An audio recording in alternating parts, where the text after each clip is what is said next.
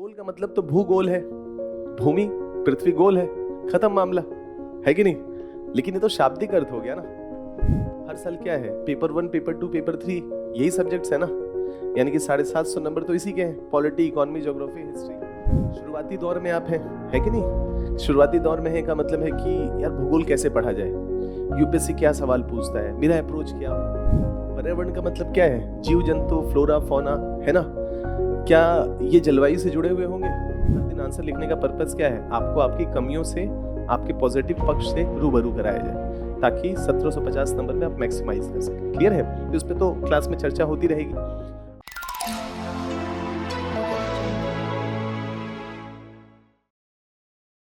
Good morning and welcome to all. आप सभी लोगों का इस सेशन में स्वागत है। नेक्स्ट ईयर के लिए तैयारी कर रहे होंगे आप लोग, 2026 के लिए, है ना। चलिए, देखिए 3-4 आपके सेशंस हैं, आज 4 सेशंस हैं और लगभग 45 मिनट का सेशन है। तो 45 90 मतलब लगभग 3 घंटे का आपका सेशन है, जिसमें लगभग 4 सब्जेक्ट को इंट्रोड्यूस किया जाएगा आपको। कहने का मतलब ये है कि 3-4 जो इंपॉर्टेंट सब्जेक्ट्स हैं, कोर एरियाज हैं यूपीएससी के पॉइंट ऑफ व्यू से, उसको लेकर के रणनीति क्या होनी चाहिए, आपकी समझ होनी चाहिए, किस टॉपिक को या इस सब्जेक्ट को कैसे अप्रोच किया जाए। मैं आपके साथ जो चर्चा करूंगा, देखिए है 45-50 मिनट के आसपास, तो चर्चा तो होनी चाहिए भूगोल और पर्यावरण दोनों की, लेकिन इतने कम समय में दोनों सब्जेक्ट्स के साथ न्याय कर पाना थोड़ा सा चुनौतीपूर्ण कार्य है। तो मैं आपके साथ भूगोल पे चर्चा करूंगा, है ना। जैसे भूगोल एक फंडामेंटल सब्जेक्ट है। जैसे मान लेते हैं पर्यावरण, है ना।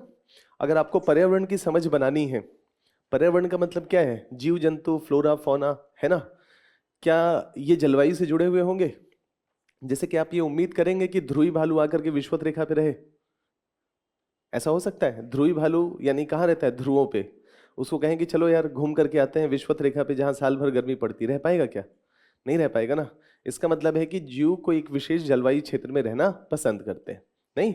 जैसे अगर हम सोचें फॉर एग्जाम्पल गैंडा है, हिप्पो है, उसको कहें कि चलो आर्कटिक घुमा करके लाते हैं, तो बेचारा नहीं जी पाएगा, क्योंकि उस पार्टिकुलर क्लाइमेट में सर्वाइव करने की उसकी क्षमता नहीं है ना। जैसे शेर है, उसको कहें कि चलो लेह लद्दाख में ले चलते हैं आपको, 2-4-10 दिन रहना, फिर आ जाना वापस गिर के नेशनल पार्क में, नहीं रह सकता है। एक पार्टिकुलर जलवायु, उष्णकटिबंधीय जलवायु उसको पसंद है ना। टाइगर है, बाघ है, वो कहाँ रहना चाहता है, उष्णकटिबंधीय जलवायु में रहना पसंद करता है, ठंडे इलाकों में भी रह सकता है। लेकिन बाघ को कहें, टाइगर को कहें कि चलो, है ना, खड़ी पहाड़ी पे चढ़ करके दिखाओ, तो नहीं चढ़ पाएगा वो। तो उसी की एक प्रजाति विकसित हो गई बाघ की, जो कि रहना शुरू किया लेह लद्दाख में, उसको स्नो लियोपार्ड कहते हैं, बिग कैट फैमिली का ही हिस्सा है। तो उसने सीख लिया कि पर्वतों पे कैसे चढ़ना है, पर्वतों में कैसे रहना है। तो बाघ से अलग होकर के एक अलग ही सब स्पीशीज के रूप में उसका विकास हो गया। उसका नाम क्या है, स्नो लियोपार्ड। तो पॉइंट ये है, कहने का हमारा ये मतलब है कि जो भी आप पर्यावरण पढ़ेंगे, जैव विविधता पढ़ेंगे, या जलवायु परिवर्तन जैसे टॉपिक्स पढ़ेंगे, प्रदूषण पढ़ेंगे, ये सब टॉपिक्स क्या है, जलवायु पढ़ेंगे तब तो जलवायु परिवर्तन समझ में आएगा, नहीं। अगर क्लाइमेट ही नहीं समझ में आएगा तो परिवर्तन कैसे समझ में आएगा, नहीं। अगर मान लेते हैं कि हमको मालूम है कि हमारे वायुमंडल में ऑक्सीजन है, हमारे वायुमंडल में नाइट्रोजन है, तो सबसे इंपॉर्टेंट गैस है, 99% गैस यही है। इसके अलावा आर्गन है, नियॉन है, CO2 है, ये सब कुछ गैसेज हैं। इसका मतलब है कि अगर आज वायु प्रदूषण हो रहा है, तो ये जो प्रकृति के द्वारा हमको एक बैलेंस दिया गया था कि 71% नाइट्रोजन होगा, 20% ऑक्सीजन होगा, CO2 की मात्रा इतनी होगी, क्या उसमें इम्बैलेंस क्रिएट हुआ होगा, है ना। उसमें परिवर्तन हुआ होगा, और वो परिवर्तन मानव के लिए अच्छा नहीं होगा, तो नाम पड़ गया प्रदूषण, वायु प्रदूषण। प्रकृति ने हमको H2O दिया, पानी, हमने उस पानी को प्रदूषित कर दिया, तो पड़ गया क्या, वाटर पोल्यूशन। तो जब नदी और झरने करेंगे तभी तो पता चलेगा नदियों में प्रदूषण क्या है कि नहीं। तो पॉइंट ये है कि जो भी टॉपिक्स हैं जो पर्यावरण के हैं, उसकी समझ तो तभी बन सकती है जब भूगोल पे एक अच्छा कमांड हो जाए। इसलिए मैंने कहा कि मैं आपके साथ जो चर्चा करूंगा वो भूगोल पे चर्चा करूंगा। क्लियर है।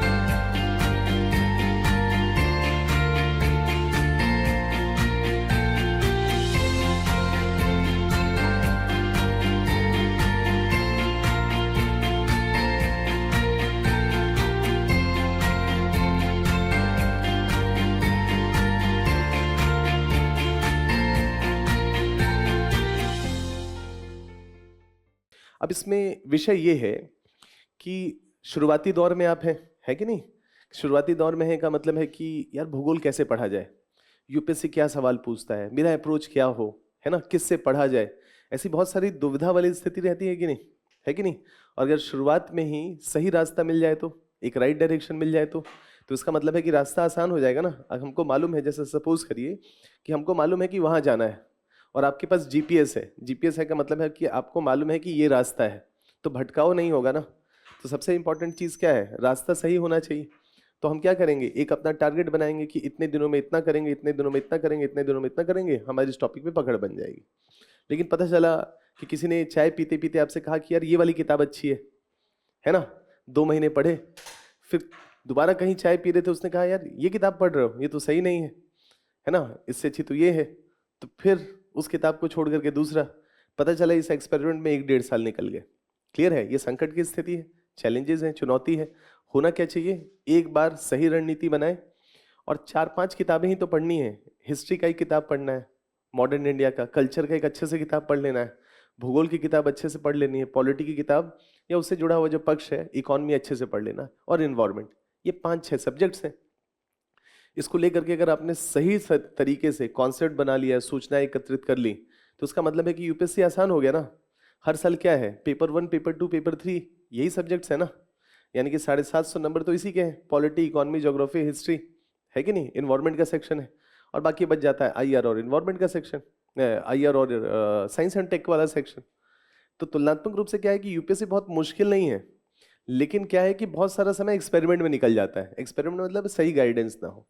तो मैं आपके साथ भूगोल के संदर्भ में ऐसी 4 पक्षों के बारे में चर्चा करूंगा, जिससे आपका जीपीएस जो है वो करेक्टेड रहे, है ना, मतलब वो इधर उधर दिग्भ्रमित ना हो। तो इस संदर्भ में जो 4 पक्ष हैं जिसकी एक समझ आपकी शुरुआती दौर में होनी चाहिए, वो ये कि पहला सिलेबस क्या है। अभी चर्चा करते हैं सिलेबस की महत्ता के पॉइंट ऑफ व्यू से। सिलेबस क्या है ये आपको मालूम होना चाहिए, पहला पॉइंट। दूसरा, अगर हमको सिलेबस मालूम है, तो सिलेबस इसलिए मालूम होना चाहिए कि हम हर टॉपिक की बारीकियों को अच्छे से पढ़ पाए। अगर हमको सिलेबस ही नहीं मालूम होगा तो पढ़ेंगे क्या, है ना। तो हमारा सिलेबस बहुत ही क्लियर होना चाहिए, ताकि हमको हर एक टॉपिक और उसका सब टॉपिक मालूम हो, ताकि हमको पता है कि यार भूगोल में ये टॉपिक तैयार करने हैं। उसको तैयार कर लिया, अब तैयार तो कर लिया, तो दूसरा सबसे बड़ा चुनौती क्या है, सवाल, क्वेश्चंस। यानी कि क्वेश्चंस यूपीएससी क्या पूछता है, मालूम होना चाहिए कि नहीं। तो क्वेश्चंस अगर यूपीएससी पूछता है, तो जरा सोचिए हम किस एग्जामिनेशन का तैयारी करें, यूपीएससी। क्या इस देश में बहुत सारे और एग्जाम होते हैं? नहीं, group A, B, C, D सबके एग्जाम होते हैं कि नहीं। ग्रुप ए की सर्विसेज और बी की सर्विसेज का सेम एग्जाम हो गया, ग्रुप सी के लिए एक अलग एग्जाम हो रहा है, ग्रुप डी के लिए अलग एग्जाम है। जैसे ग्रुप सी है, एसएससी का एग्जाम हो रहा है ना, तो एसएससी का जो पेपर होगा, भूगोल का, पर्यावरण का, इतिहास का, उसमें भी पूछा जाता होगा। लेकिन क्या ऐसा होगा कि यूपीएससी में जो सवालों का स्तर होगा, ये जो तर्क और लॉजिक होंगे, वो तुलनात्मक रूप से एससी की तुलना में थोड़े ज्यादा गंभीर हो सकते हैं, है कि नहीं? नहीं, लॉजिकली सोचिए, होना चाहिए कि नहीं। एसएससी में मान लेते हैं कि कोई एक व्यक्ति है, सिलेक्टेड हुआ, उसने तैयारी की, तो उसका काम क्या है, उसका काम यह है कि ऊपर से जो ऑर्डर आ रहे हैं उसको शब्दशः फॉलो करना, जो आ गया है उसको फॉलो करना। तो इसका मतलब है कि उसके लिए इंपॉर्टेंट क्या है, मेमोरी नहीं, कि ऊपर क्या कहा गया है, जो बातें कही गई हैं उन्हीं के अनुरूप मुझे हर निर्णय लेने हैं, है कि नहीं, ऐसा ही है। तो इसका मतलब है कि एसएससी के अधिकतर क्वेश्चंस मेमोरी बेस्ड होने चाहिए, क्योंकि उस पार्टिकुलर एग्जामिनेशन का रिक्वायरमेंट ही ऐसे लोग हैं जिनकी मेमोरी बेहतर हो। अब निर्णय लेने की क्षमता किसको दी गई है, ग्रुप ए और ग्रुप बी। तो निर्णय का मतलब है कि कोई भी एक पार्टिकुलर सिचुएशन है, वो नया सिचुएशन हो सकता है, वो नया सिचुएशन हो सकता है, तो उसमें निर्णय आपको लेना है, और आप जो निर्णय लेंगे, पूरा आपके अंडर जो भी डिपार्टमेंट्स हैं वो सब उसको फॉलो करेंगे। तो क्या आपके अंदर नवीनता होनी चाहिए, आपके अंदर न्यूनेस होना चाहिए, किसी भी संकट की स्थिति में एक प्रभावी निर्णय लेने की क्षमता होनी चाहिए या नहीं। तो यहाँ पर यूपीएससी आपसे क्या कॉन्सेप्ट वाले सवाल पूछेगा, क्या उस कॉन्सेप्ट का एप्लीकेशन पूछेगा कि इस सिचुएशन में क्या होगा, उसमें नवीनता होगी कि नहीं।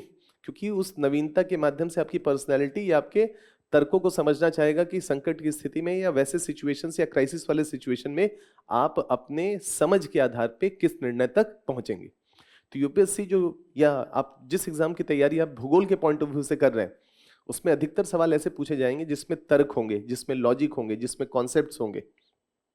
होने चाहिए या नहीं होने चाहिए, लॉजिकली सोचिए, है कि नहीं।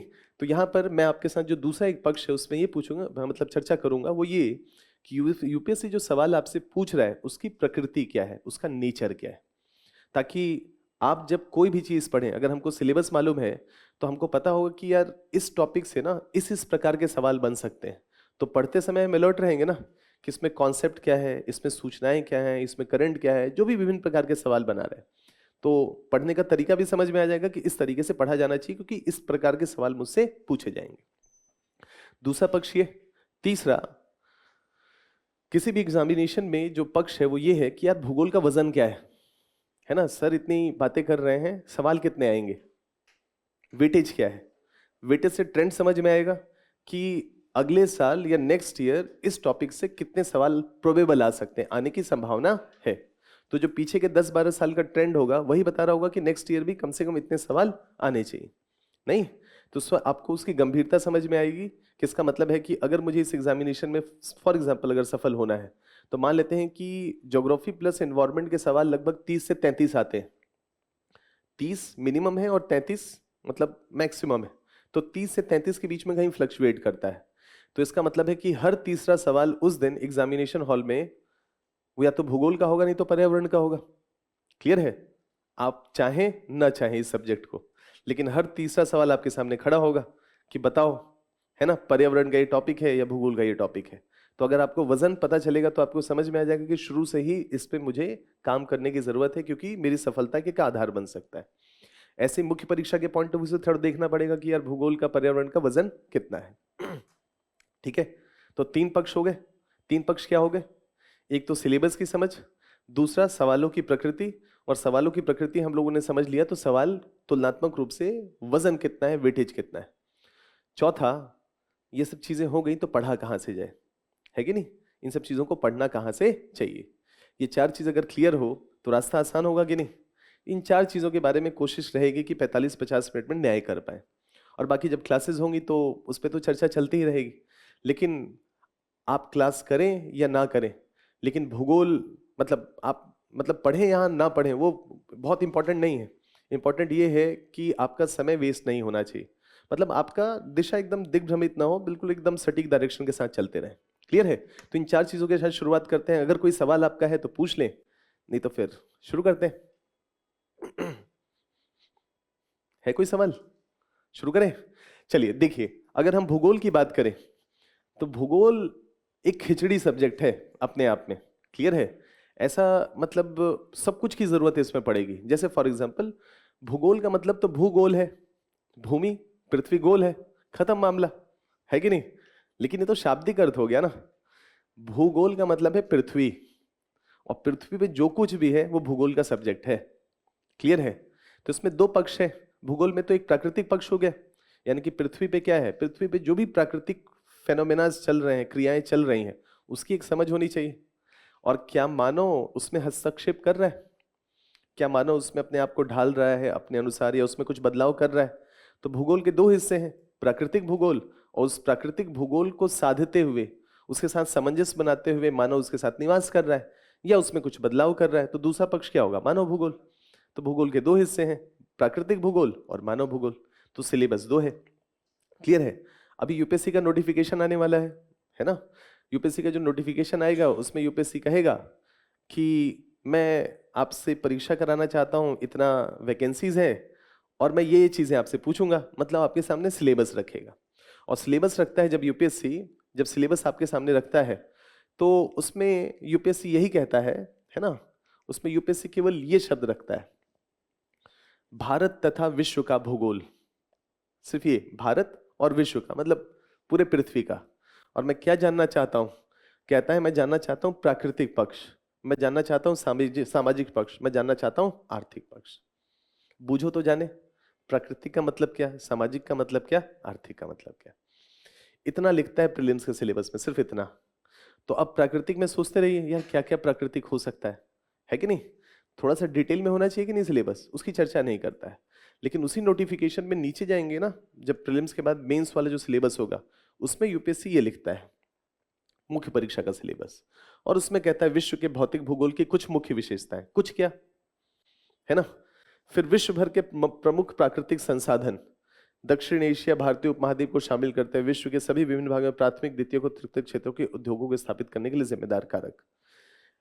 भूकंप, सुनामी, ज्वालामुखी, हलचल, चक्रवात आदि महत्वपूर्ण भूभौतिकी घटनाएं, है ना। वनस्पति प्राणी जात में परिवर्तन, इस प्रकार के परिवर्तन के प्रभाव।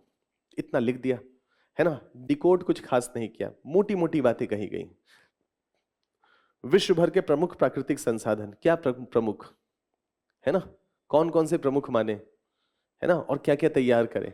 लिख देता कि पेट्रोल पूछेंगे, कोयला पूछेंगे, लिख देता ना, है ना। सोना पूछेंगे, चांदी पूछेंगे, हीरा पूछेंगे, लोहा पूछेंगे, कह देता। सीमेंट पूछेंगे, कुछ कह देता ना, बता देता कि ये चीजें प्रमुख हैं और इससे पूछा जाएगा। तो कहता है कि अब आप समझो प्रमुख क्या है ना, सवाल पूछेगा।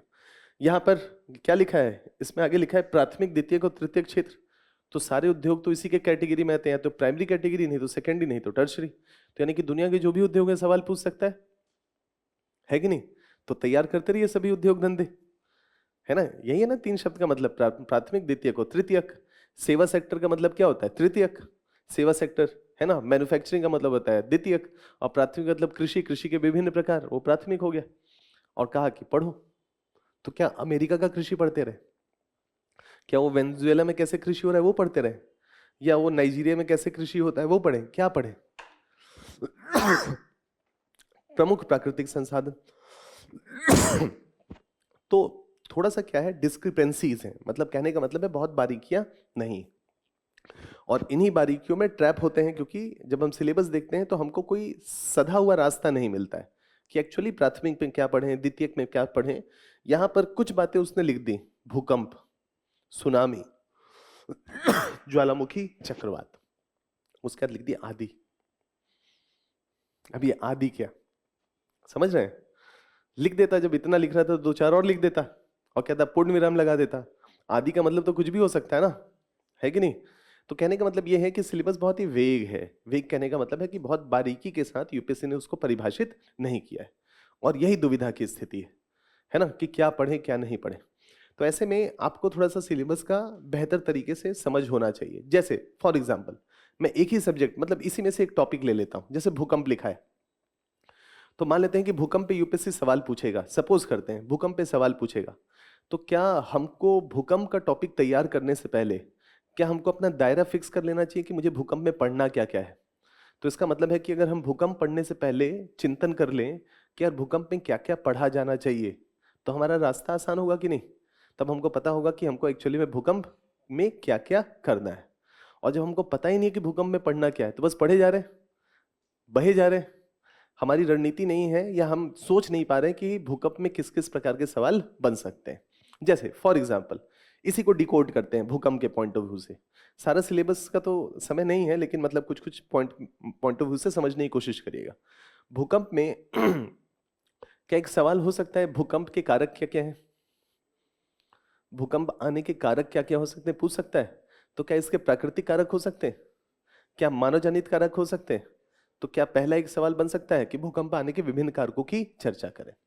क्लियर है। तो उसमें प्राथमिक कारक और मानव जनित कारकों के, प्राकृतिक कारक और मानव जनित कारकों के बारे में चर्चा करना पड़ेगा। तो प्राकृतिक कारक में भी बहुत सारे कारक हो सकते हैं। जैसे सपोज करें भूकंप आने का कारण क्या प्लेट विवर्तनिकी जैसा हो सकता है, प्लेटों का हलचल। अब प्लेटों के हलचल में भी प्लेट बहुत प्रकार के होते हैं, अपसारी सीमा, अभिसारी सीमा, संरक्षित सीमा। तो दुनिया में क्या हमको ये समझना पड़ेगा कि कहाँ अपसारी सीमा है, कहाँ अभिसारी सीमा है, कहाँ संरक्षित सीमा है। ये बताना पड़ेगा एग्जामिनर को कि सर प्राकृतिक में भी यहाँ भूकंप ज्यादा आएंगे, यहाँ ज्यादा आएंगे, तो उसका ये तर्क है। इसके अलावा जरा ये सोचें कि क्या उल्का पिंडों का पृथ्वी से टकराना भी भूकंप का कारण हो सकता है, हो सकता है। तो एग्जामिनर को ये भी बताना पड़ेगा कि सर प्राकृतिक कारक में वो मार्स और जुपिटर के बीच में ना कुछ ऐसे घूम रहे हैं पत्थर वत्थर, जिसको एस्टेरॉयड कहा जाता है, और उनका ना कोई निश्चित पाथ नहीं है, वो टहलते रहते, जब मन करता है किसी ग्रह की तरफ चल देते हैं, और फिर वह उनको गुरुत्वाकर्षण बल में फंसा करके ले आता है ना। जैसे पृथ्वी का अपना ग्रेविटी है, तो कहीं गलती से एस्टेरॉयड पास आ गया, क्योंकि इनका एक निश्चित पास नहीं है।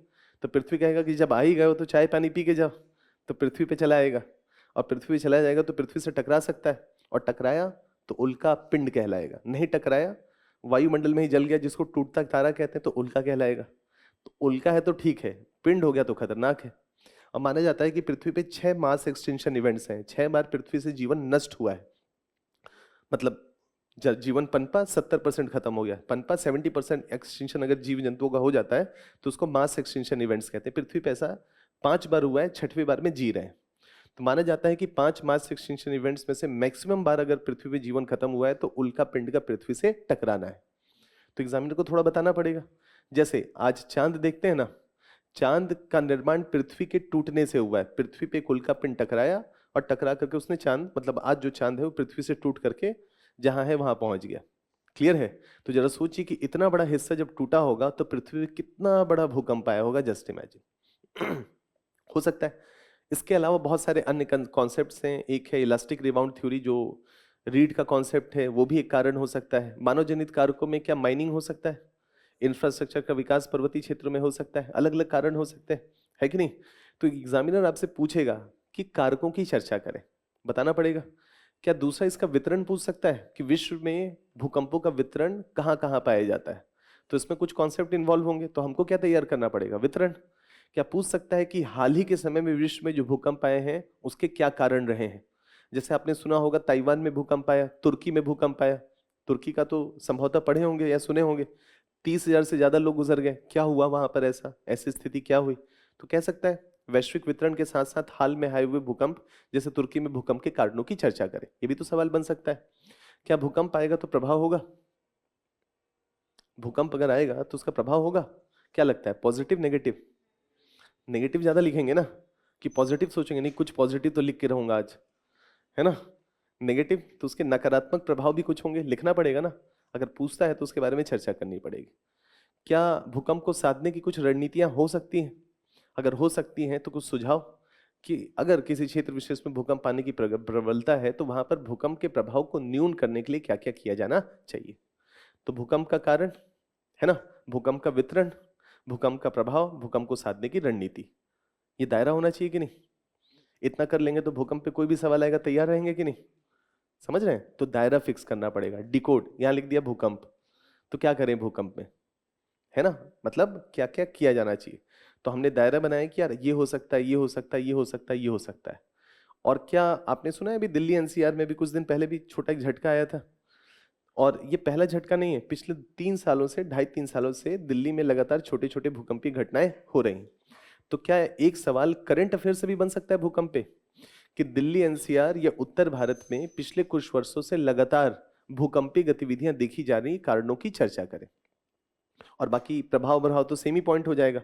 लेकिन दिल्ली एनसीआर में भूकंप आने के कुछ अपने तर्क, कुछ अपने लॉजिक हो सकते हैं ना इस क्षेत्र विशेष के।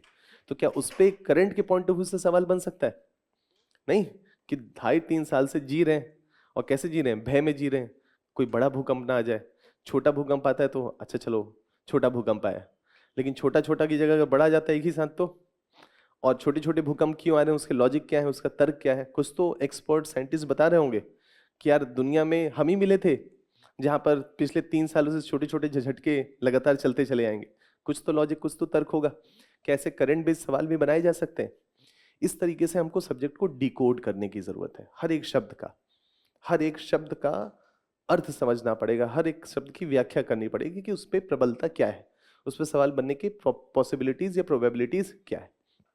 ये पहला पक्ष है जो कि हम क्लास में करते हैं। हमारे क्लास का पहला पर्पस, जैसे कभी भी कोई वीडियोस वीडियोस देखिए, डेमो वीडियोस भी हैं, उसमें देखिए कि जब हम क्लास करते हैं तो क्लास के पहले हम दायरा फिक्स करते हैं कि ये टॉपिक है, अगले 3 घंटों 6 घंटों में हम चर्चा करेंगे, इन दायरों के एक एक चीज़ों के बारे में चर्चा करेंगे। और जब क्लास कंप्लीट होता है तो फिर मैं आपके सामने वही बात रखूंगा कि क्या सब चीज़ें हमने कर ली, और फिर आपसे पूछूंगा अगर आपको लगता है कोई चीज़ छूटा हुआ है तो बताएं, और नहीं तो फिर इन सब चीज़ों को अच्छे से तैयार कर लीजिए। तैयार कर लेंगे, वो टॉपिक से अगर सवाल आया तो एक अच्छे पोजीशन में होंगे। क्या इस तरीके से हमारा जीपीएस काम करे तो हर टॉपिक पे पकड़ बनाते हुए आगे बढ़ते रहेंगे। और जब ये भूकंप वाला टॉपिक आपके सामने आएगा तो आप क्या सोचेंगे, आओ जरा करके देखते हैं सवाल। और अगर उसका दायरा नहीं मालूम होगा या उसकी समझ नहीं होगी, कहीं कुछ पढ़े कुछ छूट गया, कहीं कुछ पढ़े हुए कुछ छूट गया, तो उसका मतलब है कि उस दिन क्या सिचुएशन थोड़ा गड़बड़ हो सकता है, संकट की स्थिति हो सकती है, कंफ्यूजन हो सकता है। लेकिन अगर हम अपने दायरे को अच्छे से फिक्स कर लें तो जब वो टॉपिक आएगा तो चूंकि सारे आयाम अपने अच्छे से तैयार कर लिए हैं तो एक अच्छी स्थिति में होंगे। इसलिए क्या सीखा आपने भूकंप वाले से, हर टॉपिक को डिकोड करना जरूरी है। तो पहला, या जो आप जो भी आगे चल करके आप पढ़ाई करेंगे, शॉर्ट नोट्स बनाएंगे, तो पहले पन्ने पे भूकंप में क्या क्या पढ़ा जाना चाहिए। चाहे वो पॉलिटी इकोनॉमी का कोई भी सब्जेक्ट हो, पहले पन्ने में उसके सब टॉपिक्स होने चाहिए कि इसमें मुझे क्या क्या पढ़ना है। और क्या समय समय पे कुछ नवीनता इंक्लूड हो सकती है, कुछ नवीन बातें उस टॉपिक में ऐड हो सकता है। तो नीचे मान लेते हैं कि आपने 6 महीने अभी कुछ पढ़ा और 6 महीने बाद उस टॉपिक में कुछ नया हो गया, तो चूंकि आपने जगह छोड़ा हुआ है वहां पर, तो आपने उस सब टॉपिक के नीचे क्या लिख दिया, हाल ही में ये चीज हुई है। तो पीछे आपने क्या किया, उसी का कुछ अपडेट कर लिया। तो इसका मतलब है कि आपका टॉपिक लगातार अपडेट होता हुआ चलता रहेगा। तो शानदार स्थिति रहेगी। क्या लग रहा है, अच्छा लग रहा है ये? इसको मेहनत करने में ना एड़ी चोटी का जोर लग जाएगा, ऐसा समझ लीजिए। लग रहा है ना कि मतलब है, लेकिन ऐसा करना हर टॉपिक पे आपसे समय मांगेगा, है ना। समय मांगेगा मतलब है कि हर दिन नियम से उठ करके आपको एक टॉपिक पे कमांड करना पड़ेगा। और जब आप लगातार ऐसा 300 350 दिन करेंगे, तब जाकर लगभग 300 टॉपिक्स ही हैं ये 5-6 सब्जेक्ट मिला करके, तब जाकर के आपका पॉलिटी, इकोनॉमी, ज्योग्राफी, हिस्ट्री, इन सब चीज़ों पे पकड़ बनेगा। क्लियर हुआ? करना क्या चाहिए, क्या सिलेबस की समझ होनी चाहिए, नहीं होनी चाहिए। दूसरा मैं एक और पॉइंट आपके सामने रखता हूं ताकि आपको समझ में आए कि सिलेबस की समझ क्यों होनी चाहिए। बहुत ही, देखिए, जब कुछ ना आए, यूपीएससी कहेगा ना, मान लेते हैं कि प्रभाव क्या होगा किसी भी टॉपिक का, प्रभाव क्या होगा, कारण क्या होगा, यही पूछेगा ना। जब प्रभाव आ जाए ना कि मुझे प्रभाव बताना है, और कोई चीज़ का है कि पॉजिटिव प्रभाव बताना है, मतलब उसका आपको कंस्ट्रक्टिव कुछ बातें बतानी है कि इस चीज़ के ये पॉजिटिव इफेक्ट पड़ेंगे, तो खुश हो जाइए कि आज तो ना इतना शानदार आंसर लिखने वाला हूं ना प्रभाव पे, है ना। मतलब मैं आपको तरीका बता रहा हूं, कोई भी टॉपिक हो, ABCD XYZ, आप कोई भी टॉपिक कहें, प्रभाव का मतलब है बहुआयामी तरीके से हम उसके बारे में सोचें। नहीं, जैसे मान लेते हैं, सपोज करिए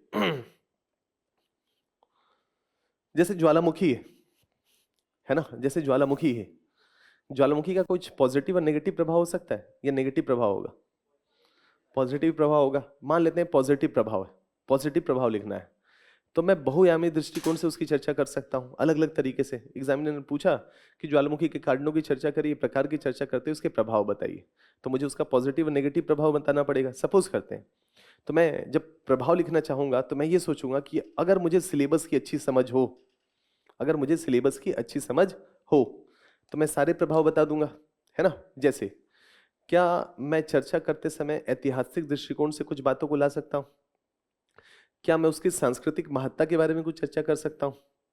सोचें आप, क्या ज्वालामुखी ने किसी सभ्यता और संस्कृति के विकास में कोई भूमिका निभाई होगी, क्या ऐसा चर्चा किया जा सकता है क्या, मतलब ऐसे सोचिए, यानी कि ऐतिहासिक दृष्टिकोण से क्या मैं कोई बात लिख सकता हूं। दूसरा, क्या भौगोलिक दृष्टिकोण से कुछ पॉजिटिव बातें लिखी जा सकती हैं। जैसे ज्वालामुखी अगर विस्फोट होता है तो क्या चट्टानों का निर्माण होगा, चट्टानों में क्या खनिजों का निर्माण होगा, क्या धात्विक खनिजों का निर्माण होगा। तो क्या मैं पॉजिटिव प्रभाव में कि अगर ज्वालामुखी नहीं होते तो लोहा कहाँ से आता, सोना कहाँ से आता, धात्विक खनिज मैग्नीज, कॉपर, निकल, एल्युमिनियम कहाँ से आता, ये तो पृथ्वी के नीचे गर्भ में पाए जाते हैं। तो आज जो मिनरल रिसोर्सेज पृथ्वी पे पाए जा रहे हैं उसका स्रोत क्या है, उसका स्रोत है ज्वालामुखी। कुछ एग्जांपल्स दे दिए, बताया। तो क्या भूगोल का एक मैंने पॉजिटिव पॉइंट बता दिया उसके संदर्भ में। दूसरा, इसी के पॉइंट ऑफ व्यू से सोचें कि क्या जब ज्वालामुखी का विस्फोट होता है तो मैग्मा का निक्षेपण होता है, मतलब वही लावा या मैग्मा बाहर निकलता है, निक्षेपण होता है। तो क्या उसके अपर्दन, अपक्षय और अपर्दन से मृदा का निर्माण हो सकता है। और मृदा में काली मिट्टी किससे बनता है, लावा से। तो एग्जामिनर को बताए, अगर हमको मालूम है लावा, यानी कि अगर मैंने भूगोल अच्छे से पढ़ा है और मुझे मृदा पता है और उसमें मुझे काली मिट्टी पता है, तो मैंने बता दिया, थोड़ा सा गुणगान कर दिया काली मिट्टी का कि सर ये नहीं होता तो क्या होता। जस्ट इमेजिन, बताता कि काली मिट्टी में कैसे बहुत सारे क्रॉप्स बहुत अच्छा हो सकते हैं। जैसे कॉटन सबसे शानदार होता है, ये जो कॉफी होता है ना, कॉफी में जो एक फ्लेवर आता है स्ट्रांग वाला, वो लोहे का होता है जो गले में लगता है। तो उसका मतलब जिस मिट्टी में लोहा ज्यादा होगा उसकी कॉफी का पिंचिंग, मतलब उसका स्ट्रांगनेस ज्यादा होगा। और दुनिया भर में ऐसे कॉफी का डिमांड बहुत ज्यादा है और भारत ऐसा कॉफी प्रोड्यूस करता है, क्योंकि कर्नाटका में जो सबसे बड़ा राज्य है जो कर्नाटका कॉफी प्रोड्यूस करता है, वहाँ जो मिट्टी पाई जाती है वो काली मिट्टी और लाल मिट्टी, जो कि इसी आयरन की मात्रा उसमें तुलनात्मक रूप से ज्यादा है, तो पिंचिंग फ्लेवर आ गया। पूरी दुनिया भर में डिमांड है, बताए एग्जामिनर को। तो क्या इसके दृष्टिकोण से चर्चा हो सकती है, मतलब ज्योग्राफिकल या भौगोलिक दृष्टिकोण से मैंने कुछ विशेषता बताया। क्या मैं सामाजिक सांस्कृतिक आयाम से बात रख सकता हूं इसमें, सामाजिक सांस्कृतिक आयाम के पॉइंट ऑफ व्यू से क्या बात रख सकता हूं, सोचिए। अगर आपको सिलेबस मालूम हो और आपको पता है कि सोशल इश्यूज में मुझे क्या क्या पढ़ना है ना, तो बात हो सकती है कि नहीं। इमेजिन करें कि अगर ये मृदा नहीं होता तो उस क्षेत्र का एचडीआई कम हो सकता था, पर कैपिटा इनकम कम हो सकता था, इनइक्वालिटी बढ़ सकती थी, खाद्य असुरक्षा जैसी स्थितियां बढ़ सकती थी, हो सकता था कि नहीं। तो चर्चा हो सकती है कि नहीं उसके बारे में, है ना। यानी कि सामाजिक सांस्कृतिक आयाम से देखा जाए तो एक बैलेंस रीजनल डेवलपमेंट को प्रमोट करता है ना, उस संदर्भ में चर्चा हो सकती है। क्या पॉलिटी के पॉइंट ऑफ व्यू से चर्चा हो सकती है, क्या पॉलिटी के पॉइंट ऑफ व्यू से चर्चा हो सकती है।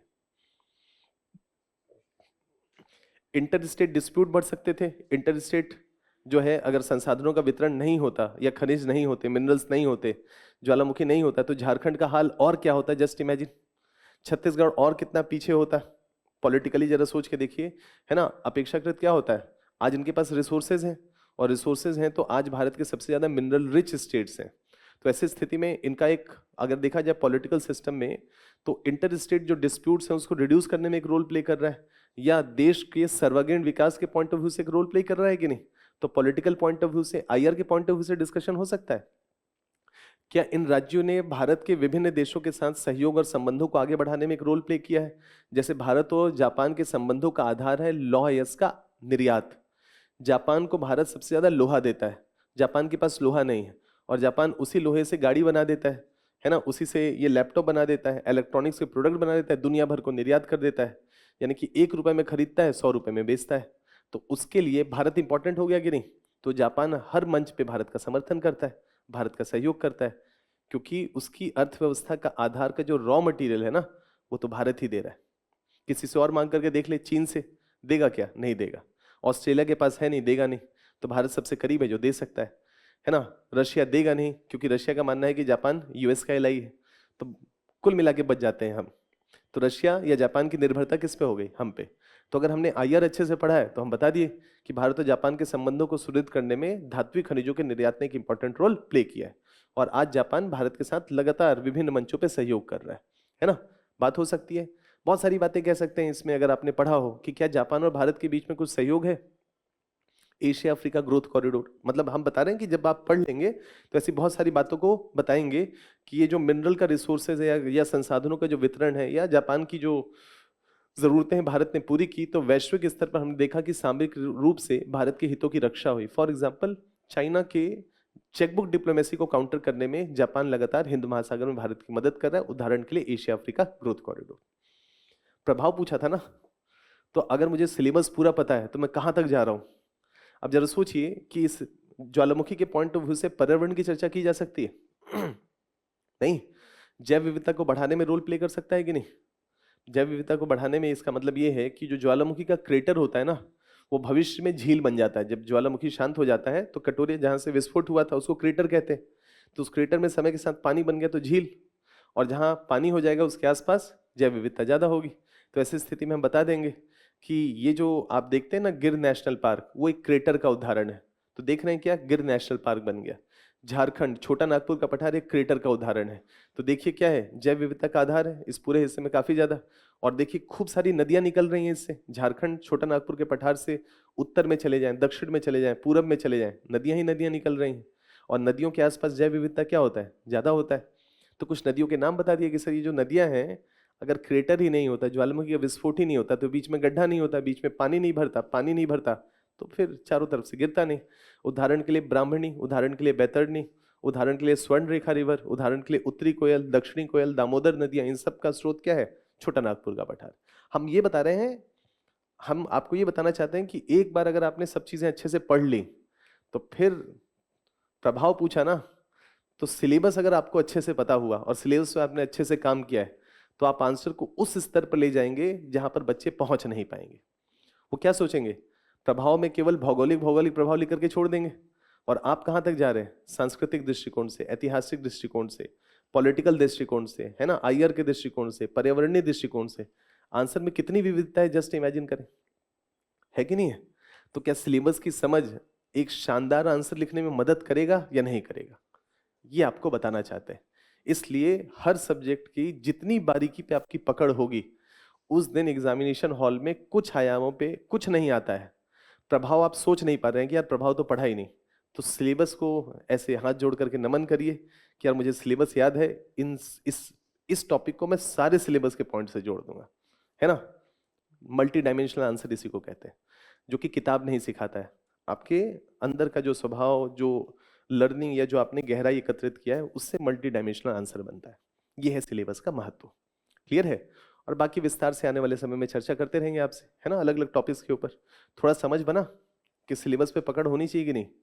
कोई सो करके ना, रात को सोए हुए और 2 बजे से झकझोर करके उठा दे और कहे यूपीएससी का सिलेबस बताओ, है ना, तो आप शुरू हो जाएं और खत्म ना हो, नॉन स्टॉप। अच्छा, अब हिस्ट्री का सिलेबस बताता हूँ, है ना, आपको बताता हूँ सविनय अवज्ञा आंदोलन, तो 10-15 मिनट तो उसकी बारीकी बता दें कि यार इसमें ये चीज़ पढ़ा जाना चाहिए। क्लियर है। मतलब हर बारीकी पे अगर आप उन सब चीज़ों को कर लेंगे तो बारीकी तभी होगी जब आपने उस टॉपिक को पढ़ा होगा, है ना, क्योंकि सिलेबस याद नहीं कर पाएंगे। सिलेबस पे जो पकड़ आप बनाए हैं उससे आपको पता होगा कि इसमें ये चीज़ पढ़ा जाना चाहिए। तो ये होना चाहिए, मतलब द पॉइंट इज कि सिलेबस की एक अच्छी पकड़ आपकी होनी चाहिए। विश्वास करिए, मदद करेगा उस दिन एग्जामिनेशन में, डेफिनेटली मदद करेगा। ठीक है, बढ़े आगे। तो ये सब अलग अलग सेक्शंस हैं, चर्चा होती रहेगी आपसे इसके बारे में, है ना, बहुत सारी बातें हैं करने के लिए। सवालों के पॉइंट ऑफ व्यू से देखा जाए तो मैं केवल यहाँ पर भूगोल के सवालों की बात कर रहा हूँ। पर्यावरण को अगर जोड़ लेते हैं तो देखिए, पर्यावरण का ये है मसला कि आप जो परीक्षा देने जा रहे हैं ना, जो परीक्षा आप नेक्स्ट ईयर या उसके नेक्स्ट ईयर देंगे, उस परीक्षा में पर्यावरण इंक्लूडेड है ना, पर्यावरण के सवाल पूछे जाएंगे। और यूपीएससी जो आपका जो परीक्षा लेता है उसके साथ एक और परीक्षा लेता है जिसका नाम है आईएफएस, इंडियन फॉरेस्ट सर्विस का परीक्षा। तो जरा सोचिए कि जब आप पेपर दे रहे हैं तो आपके साथ बहुत सारे बच्चे वो होंगे जो केवल इंडियन फॉरेस्ट सर्विस का परीक्षा दे रहे होंगे। वो यूपीएससी के लिए नहीं, केवल फॉरेस्ट सर्विस के लिए उन्होंने फॉर्म भरा होगा। तो क्या उस दिन इंडियन फॉरेस्ट सर्विस के उन बच्चों के लिए सवाल पूछे जाने चाहिए कि नहीं, उन 100 सवालों में से होने चाहिए। और चूंकि सवाल है फॉरेस्ट का, तो इसका मतलब फ्लोरा और फौना, मतलब जैव विविधता। तो इसका मतलब है कि उन 100 सवालों में डेफिनेटली पर्यावरण के सवालों की संख्या ठीक ठाक रहेगी।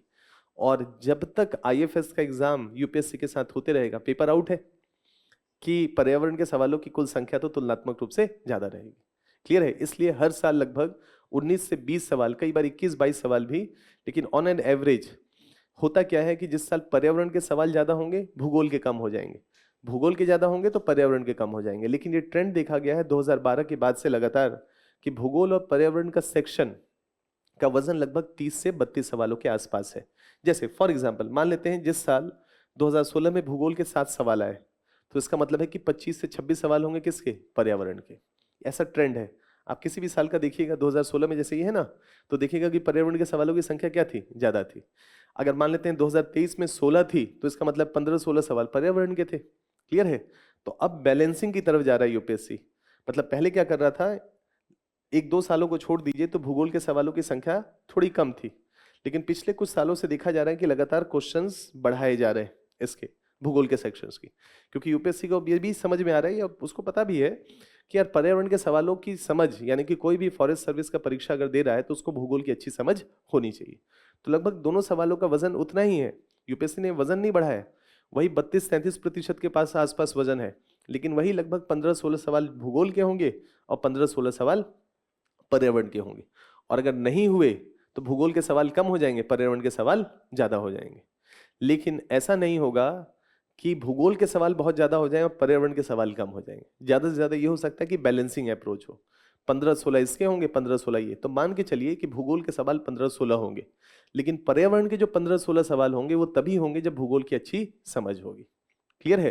तो ऐसा मत समझिएगा कि यार पर्यावरण के सवाल ज्यादा आते हैं तो पर्यावरण पढ़ लेता हूं, पर्यावरण हिलेगा भी नहीं उस दिन अगर भूगोल का अच्छा समझ नहीं हुआ तो, क्योंकि अधिकतर सवालों के पीछे कॉन्सेप्ट्स हैं, हर चीज के पीछे तर्क होगा, लॉजिक होगा, और वो लॉजिक भूगोल से निकलेगा, वहां कुछ सूचनाएं होंगी पर्यावरण के क्वेश्चंस में अधिकतर।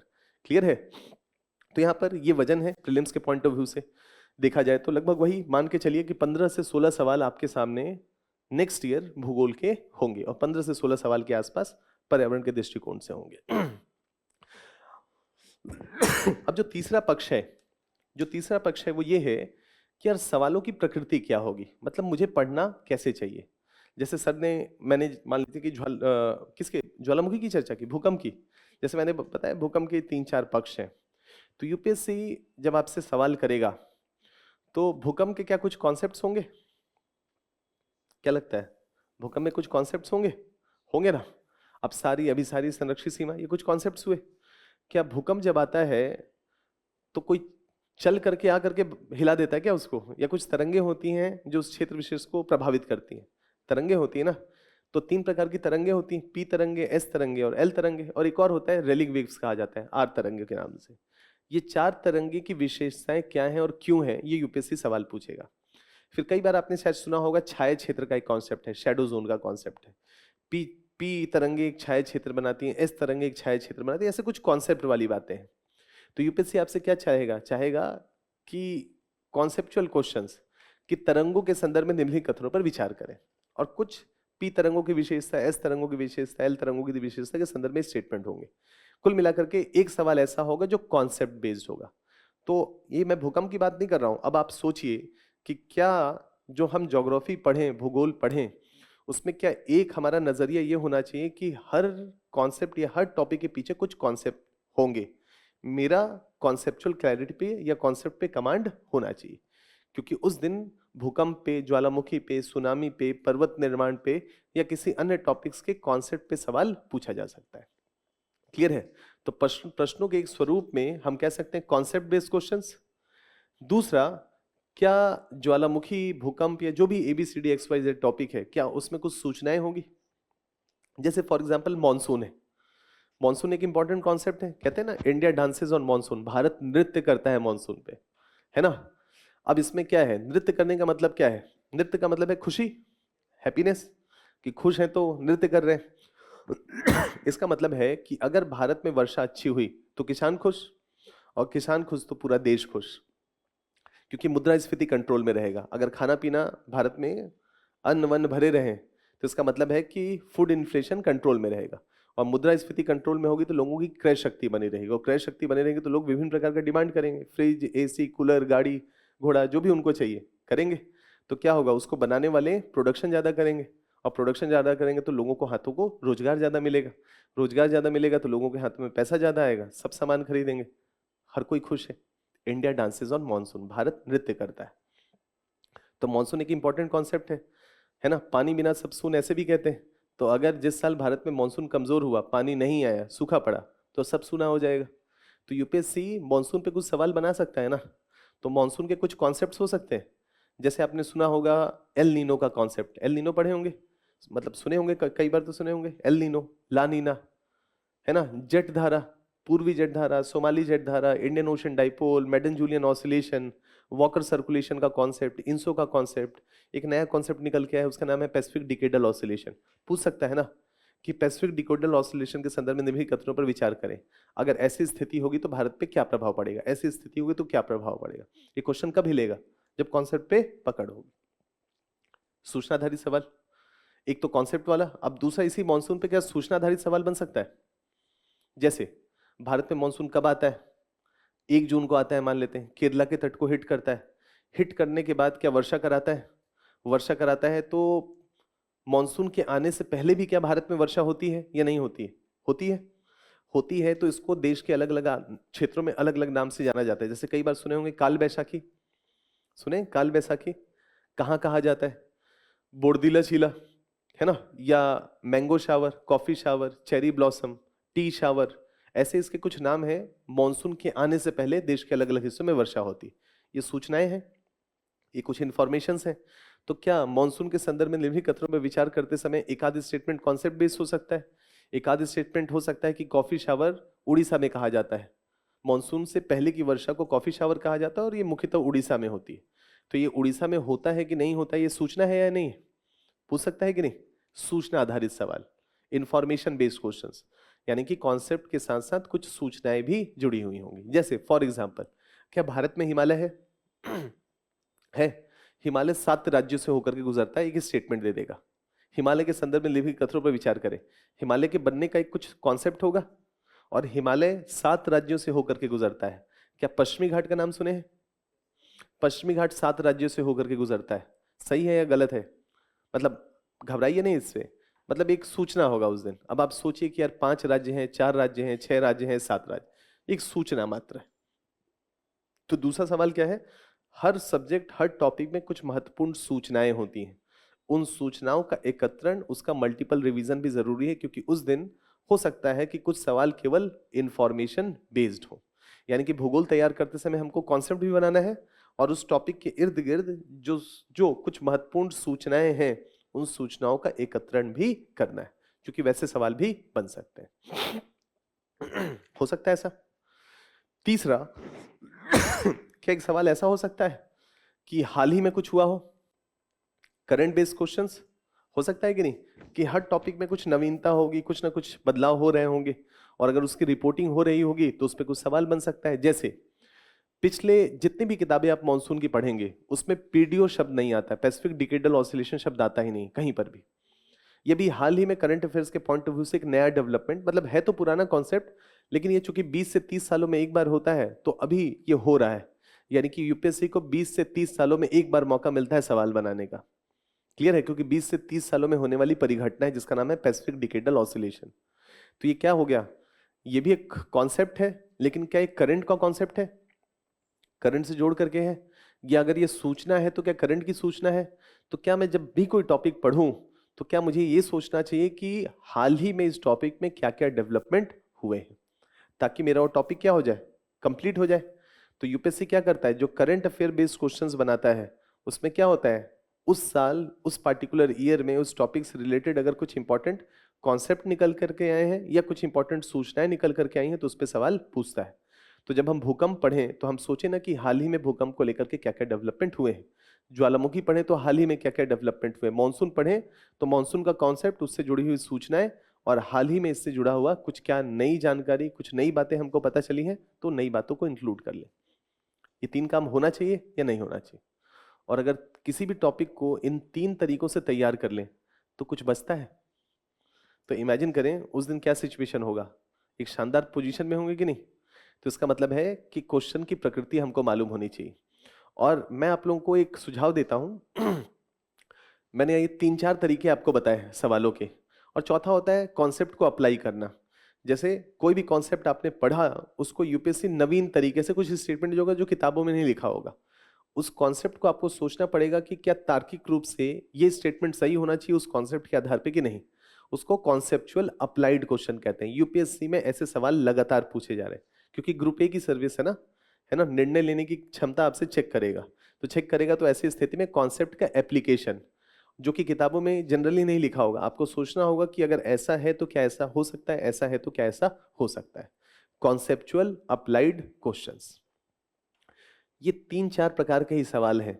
आप घर जाकर के previous year question paper UPSC का देखिए, और देखेंगे तो आपको लगेगा कि जब आप क्वेश्चन पढ़ेंगे तो ये सूचना बेस्ड है, ये कॉन्सेप्ट बेस्ड है, ये करंट के साथ जोड़ करके बनाया गया है, और ये कॉन्सेप्चुअली अप्लाइड क्वेश्चन है। तो अगर हम भूगोल को इन चार दृष्टिकोण से कर लें तो भूगोल हो गया, प्रॉब्लम सॉल्व। पांचवें प्रकार का अगर सवाल मिले तो कभी लाइएगा। अगर इस चौथे के बाद अगर कोई पांचवें प्रकार का सवाल मिले आपको तो लाइएगा, और ना मिले तो समझ जाइए कि ये चार ही तरीके से चीजों को तैयार करने की जरूरत है। मामला हो गया कंप्लीट। तो क्या हुआ, सिलेबस पता चल गया, वजन पता चल गया, और उसके साथ साथ हमको पता चल गया कि ये जो सवाल, जो भी 16 15 16 सवाल पूछेगा उसमें सवालों का नेचर क्या होगा।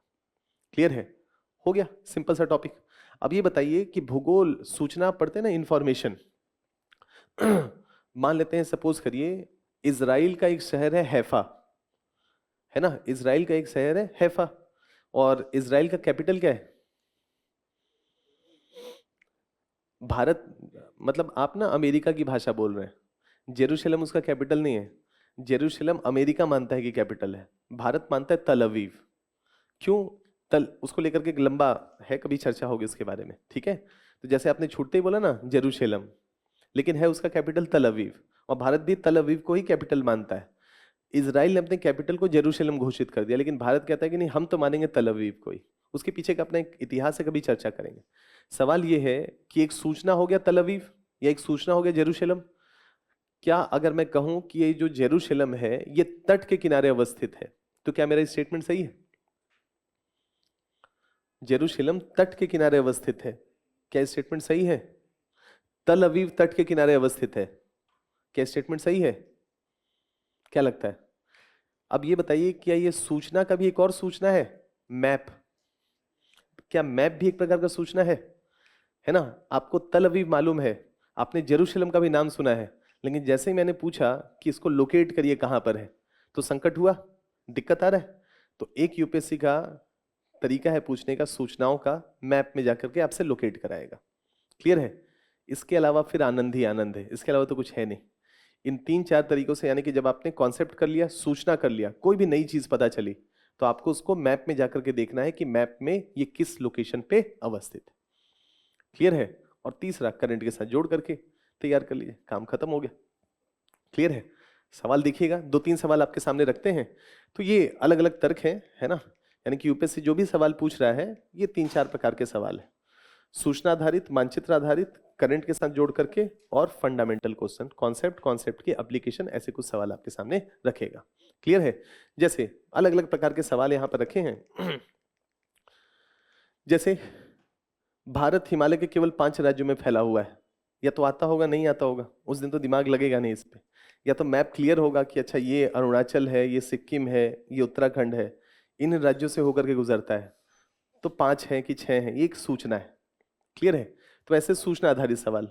मैप बेस्ड क्वेश्चन के पॉइंट ऑफ व्यू से भूमध्य सागर निम्नलिखित में से किस देशों की सीमा, यानी कि आपको जॉर्डन का नाम मालूम है, इराक मालूम है, लेबनान मालूम है, सीरिया मालूम है, अब कह रहा है कि इनमें से किसका बॉर्डर भूमध्य सागर से सटा हुआ है। तो ये क्या है? सूचना को मैप के साथ जोड़ करके पूछा। ऐसे सवालों की संख्या हर साल रहती है, कम से कम 3 से 4 सवाल तो रहेंगे।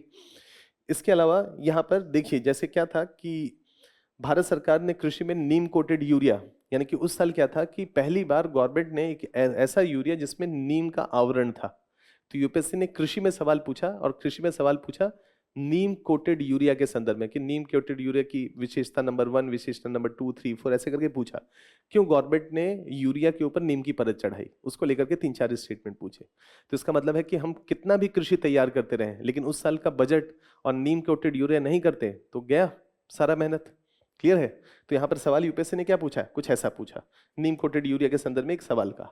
ये कॉन्सेप्ट है भारतीय मानसून का पूर्वानुमान लगाने में, एक कॉन्सेप्ट है इंडियन ओशन डाइपोल, है ना?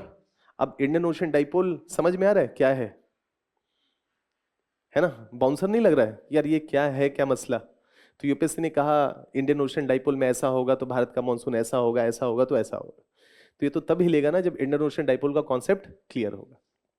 नहीं, तो ये 4 प्रकार के सवाल हैं जो यूपीएससी पूछता है, ध्यान रखिएगा, है ना, कि इन 4 तरीकों से किसी भी टॉपिक को तैयार करने की जरूरत है। तो हर समय जब भी एक सिलेबस कंप्लीट करें, जब भी एक टॉपिक कंप्लीट करें, तो सोचें कि अगर ऐसा सवाल पूछेगा, इस प्रकार का सवाल पूछेगा, तो क्या मैं कर पाऊंगा? क्या भूकंप में कुछ इंपॉर्टेंट जो सूचनाएं हैं उनको, भूकंप में मतलब जैसे तुर्की में भूकंप आया, मोरक्को में भूकंप आया, ताइवान में भूकंप आया, तो किन किन शहरों में भूकंप आया, अगर वो 4 शहरों को पूरब से पश्चिम अगर अरेंज करने के लिए दे दे तो क्या कर पाऊंगा? है कि नहीं? मतलब मैप बेस्ड, मतलब मैप पे लोकेट करना सीखें। क्या कुछ हाल ही में करंट को जोड़ करके उसमें कुछ बातें हुई हैं, उसको सोचें, और हर टॉपिक का कुछ ना कुछ कॉन्सेप्ट होगा, उस पर एक अच्छा कमांडिंग पोजीशन स्थापित करें, अच्छी स्थिति में होंगे। क्लियर है?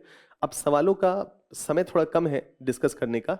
जैसे यहाँ पर बहुत सारे सवाल हैं, मूलभूत अवधारणा, कॉन्सेप्चुअल सवाल, है ना, बहुत सारे सवाल ऐसे रखे गए हैं, है ना। पृथ्वी के वायुमंडल के संदर्भ में कुछ स्टेटमेंट कि क्या होगा क्या नहीं होगा। भारत में काली कपास मृदा की रचना निम्नलिखित में से किस अपक्षण से होती है, मतलब भारत में ये जो काली मिट्टी बनती है उसके बनने की क्रिया क्या है, तो उसके पीछे का कॉन्सेप्ट पूछ रहा है, कैसे बनता है, तो यहाँ तो 3-4 शब्द लिखा हुआ है कि उसके माध्यम से बनता है।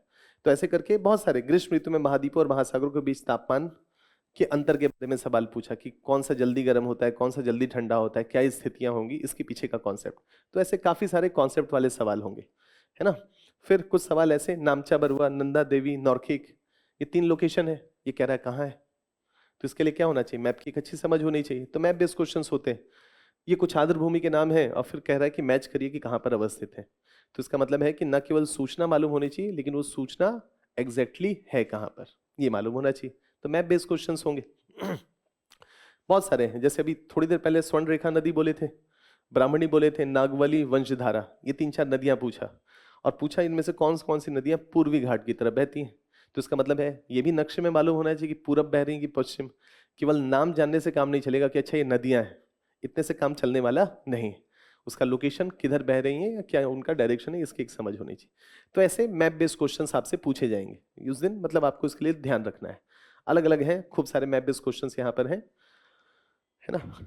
और कुछ ये करंट के साथ जोड़ करके हर साल पूछता है, जैसे पिछले साल पूछा ब्लैक सी, यूक्रेन का संकट है तो यूक्रेन है ना, यूक्रेन और रशिया के बीच में लड़ाई चल रहा है, तो यूक्रेन जिस तट के पास है उसका नाम है ब्लैक सी, तो काला सागर पे यूपीएससी सवाल पूछा। या हर साल कुछ ना कुछ करंट विवादित क्षेत्रों से यूपीएससी सवाल पूछता है, जैसे साउथ सुडान नॉर्थ सुडान पूछा, भूमध्य सागर वाला पूछा, जैसे अभी भी इजराइल ईरान लेबनान है ना, ये सब आपस में लड़ाई कर रहे हैं, तो बहुत सारे शहर न्यूज में है ना, तो यूपीएससी क्या करेगा, लेबनान का कोई एक शहर दे देगा, इजराइल का एक शहर दे देगा, वो गाजा पट्टी का एक शहर दे देगा, ईरान का कोई शहर दे देगा, कहेगा उत्तर दक्षिण अरेंज करिए, पूरब पश्चिम अरेंज करिए, ऐसे सवाल बन सकते हैं। कुछ करंट के साथ जोड़ करके सवाल बना रहा है ना, इतना ध्यान में रखिएगा। मतलब ये 3-4 तरीके हैं जिस प्रकार से सवाल बनाए जा रहे हैं। दिशा समझ में आ रहा है कि भूगोल का मतलब रणनीति क्या होना चाहिए हमारा, तो सिलेबस की अच्छी पकड़ होनी चाहिए। दूसरा, सवालों की प्रकृति समझ गया ना, तो पढ़ते समय जब मैं एक टॉपिक पढ़ लूं और बंद करूं तो क्या मुझे सोचना चाहिए या वैसे क्वेश्चंस प्रैक्टिस करने उस टॉपिक पे जो सूचना आधारित भी हो, कुछ करंट के भी सवाल हो और कुछ कॉन्सेप्चुअल सवाल भी हो। तो अगर मैं इन 3-4 प्रकार के सवाल की प्रैक्टिस 15-20 सवाल कर लूँ उस टॉपिक से, तो मेरा कमांड अच्छा हो जाएगा कि नहीं। या मैं केवल सूचना वाला भूकंप पढ़ा और केवल सूचना एकत्रित करने में लगा हुआ हूँ, है ना, कि भूकंप में ये है, भूकंप में वो है, और कॉन्सेप्ट में मेरा फोकस ही नहीं है, तो उस दिन क्या बाउंसर हो सकता है। मतलब उस दिन अगर कॉन्सेप्ट वाला सवाल पूछा तो मैं संकट की स्थिति में होऊंगा, और 3-4 तरीकों से तैयार करूंगा तो शानदार स्थिति में होऊंगा। मेंस एग्जामिनेशन के पॉइंट ऑफ व्यू से भूगोल किसका हिस्सा है, पेपर 1 का ना, है ना, ये पेपर 1 है, इसमें नंबर ऑफ क्वेश्चंस हैं, तो देखें आप 8 से 10 के बीच में है लगभग हर साल, नंबर ऑफ क्वेश्चंस हैं ये 8। तो आप किसी भी साल देखें, एक आध सालों को छोड़ करके, 1-2 सालों को छोड़ करके 8 8 8 तो है ही, कभी 9 है, कभी 9 है, कभी 9 है, कभी 10 है। इसका मतलब है कि 20 सवालों में से 8 सवाल तो भूगोल के होंगे, लगभग आधा पेपर हो गया कि नहीं। तो पेपर 1 में अगर अच्छा करना है तो भूगोल के बिना होगा क्या, समझ पा रहे हैं। ये इसका वजन है, वेटेज है, कि अगर आप सोचें कि नहीं यार प्रारंभिक परीक्षा तो कैसे भी निकाल लूंगा, भूगोल मेरा कमजोर है, तो इसका मतलब है कि मेन रैंकिंग तो आपकी लिखने की कला से ही निर्धारित होगी। 1750 नंबर तो लिखने का है और 275 नंबर इंटरव्यू का है, तो जो 1750 नंबर है उसका जो पहला पेपर है 250 नंबर का, उसका 50% पेपर भूगोल का रहेगा। तो इसका मतलब है कि आपका रैंक क्या होगा वो भूगोल तय करने जा रहा है कि नहीं। मतलब समझ रहे हैं कि सिलेक्शन होगा, रैंक क्या आएगा, वो इस बात पे निर्भर करेगा कि आपने पेपर 1 के भूगोल वाले सेक्शन में कैसा प्रदर्शन किया है। तो आप इस सब्जेक्ट को चाहें ना चाहें, है ना, अगर आपको सफल होना है तो इस पे पकड़ तो बनानी ही पड़ेगी। प्रारंभिक परीक्षा में भी, क्योंकि हर तीसरा सवाल भूगोल पर्यावरण का होगा, और अगर आपको अच्छा रैंक लाना है तो आपको एक अच्छा स्कोर इसमें खड़ा करना पड़ेगा। तो इस संदर्भ में चर्चा इस पे करेंगे विस्तार से। इस वाले सेक्शन को थोड़ा छोड़ रहे हैं कि किस प्रकार का सवाल आएगा, लेकिन वही है ना, वही सेम चीज है।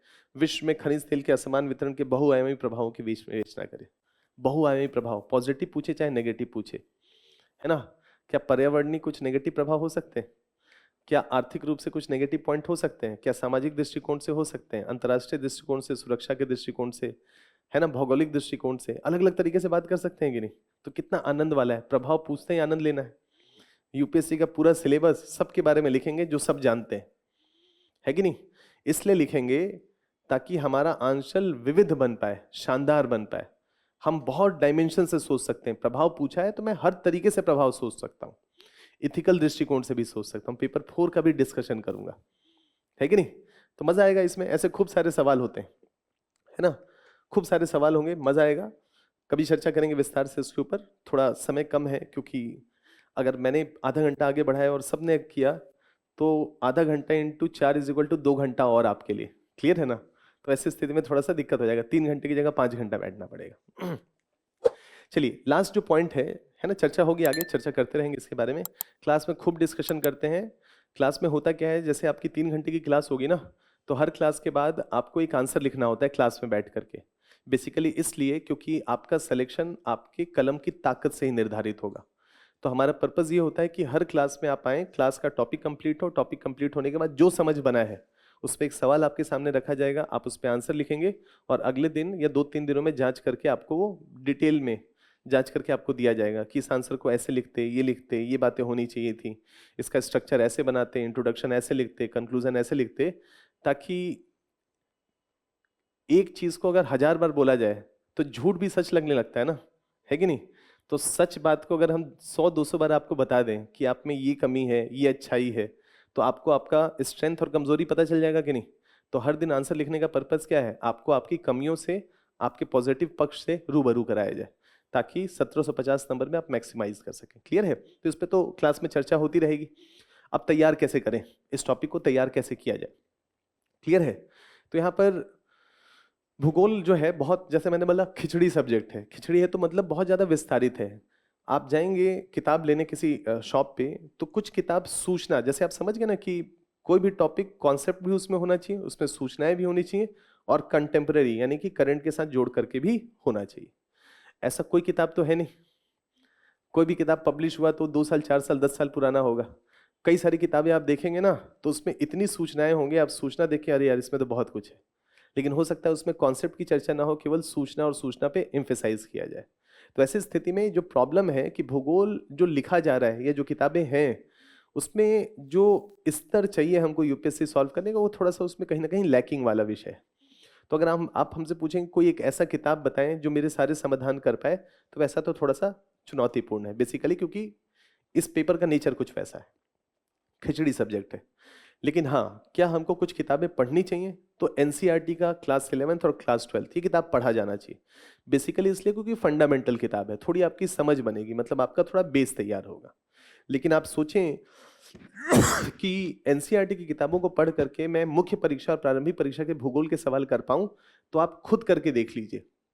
भूकंप, ज्वालामुखी, जो भी आपको टॉपिक लगे आप उसको पढ़ लीजिए, 2 बार 4 बार 5 बार, कुछ मत पढ़िए, एनसीईआरटी का वही टॉपिक पढ़िए, और फिर पिछले 10-15 सालों का यूपीएससी का पेपर निकालिए और सोचिए कि आज मैं केवल भूकंप भूकंप का सवाल करूंगा, और देखिए कि भूकंप के सवाल आपसे हो रहे हैं या ज्वालामुखी के सवाल या पर्वत के सवाल, जो भी आपने टॉपिक पढ़ा है 4 बार एनसीईआरटी से, फिर देखिए कि वो सवाल हो रहे हैं कि नहीं हो रहे।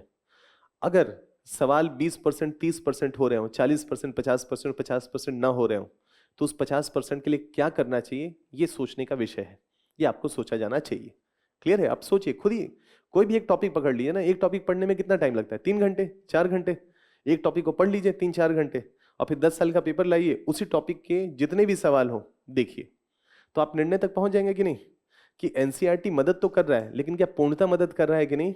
एक बार अगर नहीं आया भूकंप का, लगे कि नहीं नहीं बाकी में तो मदद करेगा, तो कोई भी रैंडमली एक और टॉपिक ले लीजिए, उसको पढ़िए 4-5 बार, फिर उसी टॉपिक का 10-15 साल का सवाल खोजिए और देखिए कि हो रहा है कि नहीं हो रहा है।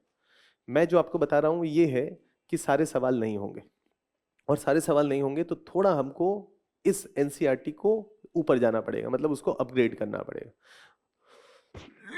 सूचनाओं के दृष्टिकोण से भी और कॉन्सेप्ट के दृष्टिकोण से भी।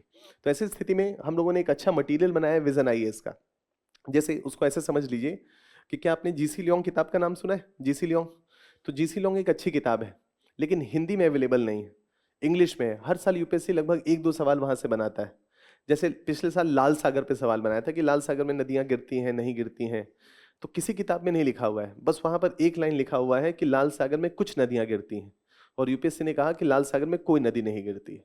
तो आप माने या ना माने, उसके पीछे का रेफरेंस या स्रोत क्या है? एक आईसीएससी बोर्ड का किताब। तो यूपीएससी से पूछा जाएगा कि ये क्वेश्चन सही है या गलत है, तो कोर्ट के सामने अगर गया तो कहेगा कि देखिए ये स्तरीय किताब है, बुक्स स्कूल्स में रिकमेंडेड है, आईसीएससी का है, रिसर्च बेस्ड किताब है, यहाँ ये स्टेटमेंट लिखा था, मैंने ये सवाल बना दिया। लेकिन हिंदी के बच्चों को उपलब्ध नहीं बेसिकली, क्योंकि इंग्लिश में ही उपलब्ध है। तो हमने क्या किया कि उसका थोड़ा सा ट्रांसलेशन करना था, कर दिया शानदार तरीके से ट्रांसलेशन उसका, और ट्रांसलेट करके जो भी ग्रेजुएशन में किताबें चलती हैं देश में, उन किताबों के साथ उसको समग्र बना करके अपना टॉपिक क्रिएट कर दिया। क्रिएट किया तो वन स्टॉप सॉल्यूशन हो गया। वन स्टॉप सॉल्यूशन का मतलब है कि आप भूगोल का ये जो किताब है ना विजन का, 3-4 बुकलेट्स हैं, पढ़िए।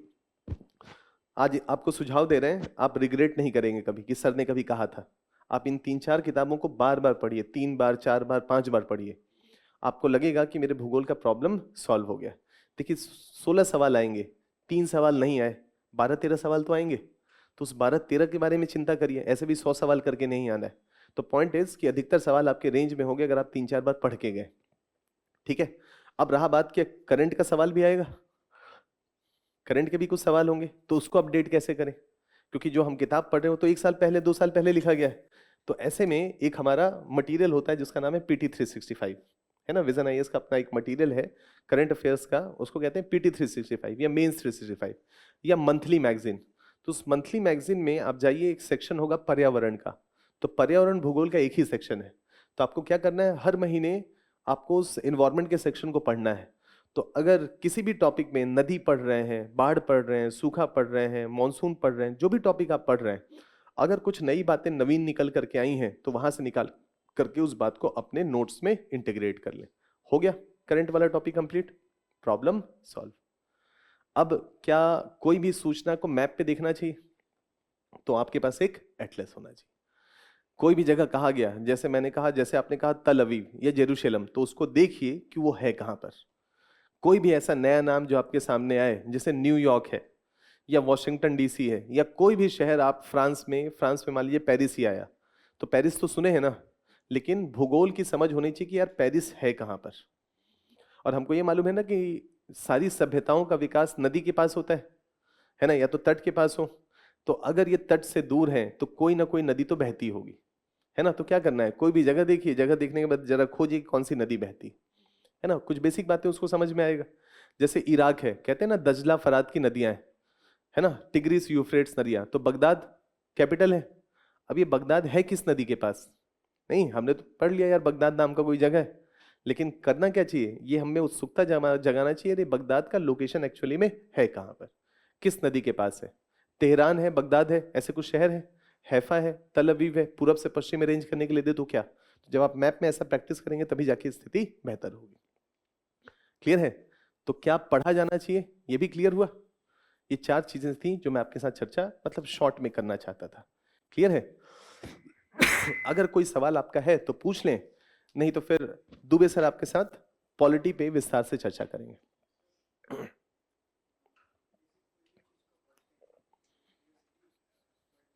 जी,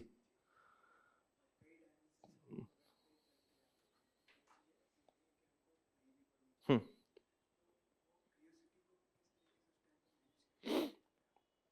देखिए जैसे इनका सवाल है कि गहराई वाली बात है। क्यूरियोसिटी का मतलब है कि उत्सुकता है हमको, किसी भी टॉपिक को हम पढ़ें, कुछ नवीन बातें पता चली तो किस गहराई तक जाएं।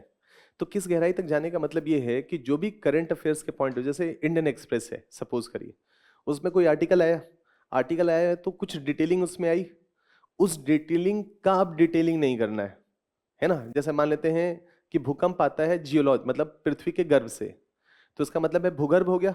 और भूगर्भ का अपना एक सब्जेक्ट मैटर जिसको जियोलॉजी कहते हैं, भूगर्भ शास्त्र कहते हैं। तो इसका मतलब है कि हमको PSL और जो भी करंट में चीजें हुई हैं उसकी एक समझ, जो रिपोर्टिंग हुई है वहां तक की समझ होनी चाहिए। उसके बियॉन्ड फर्दर हम डिग कर मतलब उसमें और रिसर्च करें, उसमें और डिग करें, है ना, कि यार ये क्या होता है, ये क्या होता है, और गहराई में जाएं, उससे कई बार बचने की जरूरत पड़ती है। तो उसका सिंपल तरीका ये है कि जैसे जैसे आपका अनुभव बढ़ेगा ना, अनुभव मतलब जैसे जैसे सिलेबस तैयार करते चले जाएंगे तो आपको समझ में आएगा कि मान लेते हैं कि मैंने कोई चीज पढ़ा और करंट में कोई आर्टिकल पढ़ा या विजन आईएएस का एक मैगजीन पढ़ा, उसमें एक आर्टिकल पढ़ा, तो उसमें जो बातें लिखी गई हैं उस दायरे तक का मेरा सीमा है। अब उसके अलावा अगर मैं फर्दर उसको डिग करता हूं तो इसका मतलब है कि मैं 2 घंटे 4 घंटे 10 घंटे 2 दिन 3 दिन 4 दिन उसमें डीपर डीपर चलता चला जाऊंगा। वो जनरल स्टडी का अप्रोच नहीं होगा। वो एक ऑप्शनल पॉइंट ऑफ व्यू से डिटेलिंग हो सकती है, लेकिन एक जर्नलिस्ट के पॉइंट ऑफ व्यू से जो हाल में कुछ चीजें हुई हैं उसका एक वो मतलब एक समझ आपको चाहिए। जैसे एक अनुभव से बस पॉइंट बताते हैं, ये शायद आपको बात समझ में भी नहीं आएगा लेकिन आने वाले समय में समझ जरूर आ जाएगा। आप अधिकतर करंट अफेयर्स के जो सवाल देखेंगे जो यूपीएससी पूछता है उसमें गहराई नहीं होती है। अधिकतर करंट अफेयर्स के जो सवाल आपसे पूछेगा ना उसमें ये होगा कि ये जो नई चीज है उसका मतलब क्या है, उसमें डीपर जाकर के सवाल नहीं पूछता है। इसका मतलब है कि करंट अफेयर्स के सवाल तुलनात्मक रूप से इजी होते हैं, उसमें बहुत ज्यादा डेप्थ नहीं होता है। तो यूपीएससी आपसे क्या चाहता है जर्नलिस्ट के पॉइंट ऑफ व्यू से ना, कि इस टॉपिक का पकड़ होना चाहिए, इसके करंट की बारीकियां नहीं लेकिन ओवरव्यू आपको मालूम होना चाहिए।